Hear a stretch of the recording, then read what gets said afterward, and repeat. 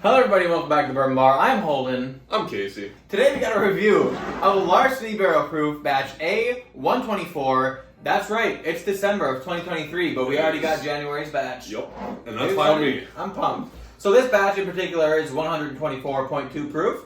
That's 62.1% alcohol. Yeah, that's all there is to it. It's a weeded bourbon. Not much more to say. It's like around 6 years old, a cousin to the late great Elijah Craig. Also related to Old Fitz, if you guys are wondering. There it is. It's in the Glen. So I may have had a nip of this already, and I have in my opinions, but Casey's never had this before. So that being said, let's get down the nose. She's got some proof behind it, that's for sure. It definitely smells full bodied and proof. It smells more than 124, I think.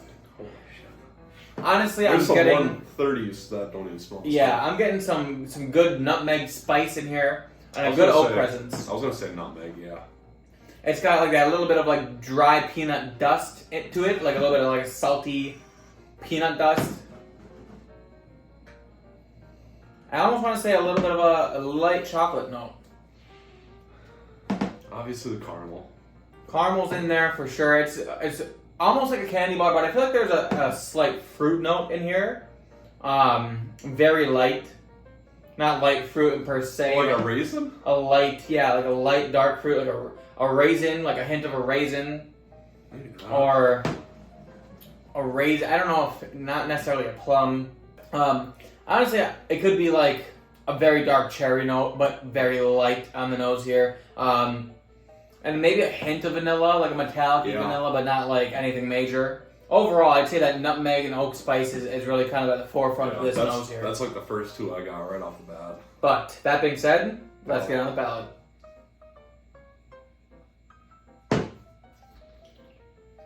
How proof is there? Yep. Proofy. Proofy, baby.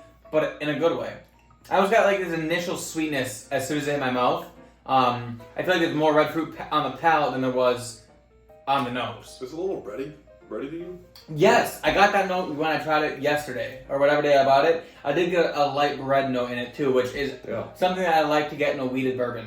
Like a bready, light red fruit.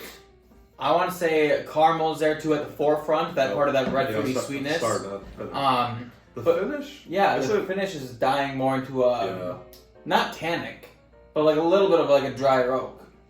Oh yeah, I would agree with that. I would agree with the dry oak. You know, there might be a light orange peel on here. I'm not getting that. I do get the red fruit though. I get the breadiness. I get everything else. But yeah, the orange peel. I don't know, something about like a light orange rind type. It's not too zesty, but it's like still got that still has like a slight twang to it, I guess you would want to say. Not off-putting. It's very light and in there. It's like subtle in there, but I feel like there's just a tiny twang in there that I'm getting here. It's good. It's very good. I like it. This is really good. Thing is, I think this is better than the C batch of this from last year. That's the one that people like. And that's the one that Fred Minnick put in his number 2 whiskey of the year. But you know, that just means that in a video, you and I are gonna have to go head to head against the two. That's fine with me.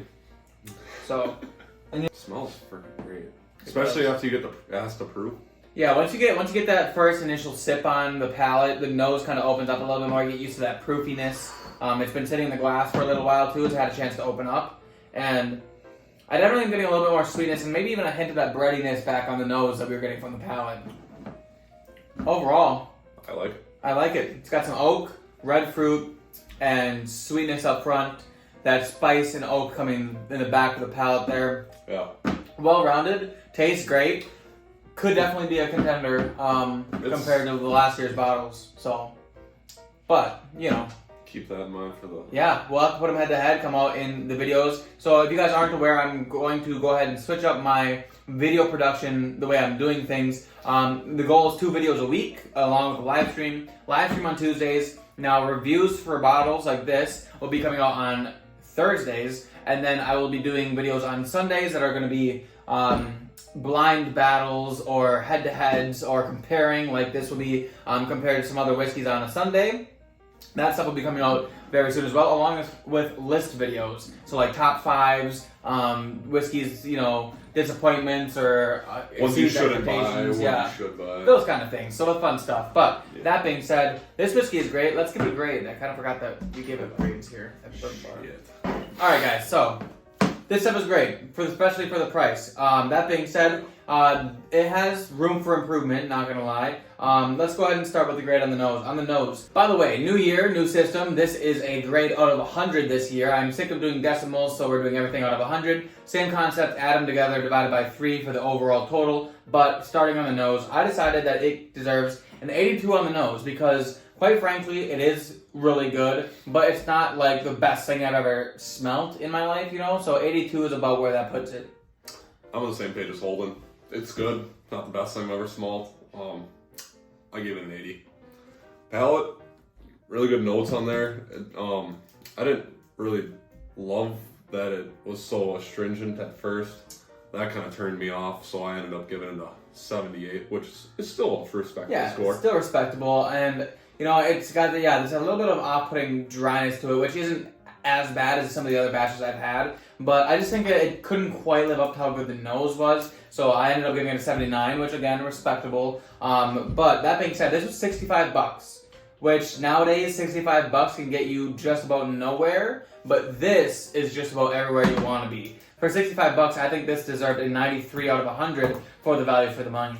And I decided to give it a 89. I think it's a great value for the money, especially a high proof like this. And I mean, it really doesn't get much better. Yeah, really. I mean, that's in the same range as like your rare breed or 1920. Yeah. So. And this has a lot more flavor to it, in my opinion. Yeah, I agree. But it is limited edition, so it does. It is harder to find. Yeah. But I think value at $65 is some of the best that you can get. That being said, we added all those together, divided by 3. I gave it an overall score of 85, and Casey decided to give it an overall score of 82.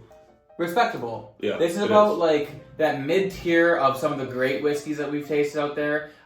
We kind of decided that 90 points and up is some of the best things we've ever put in our mouth.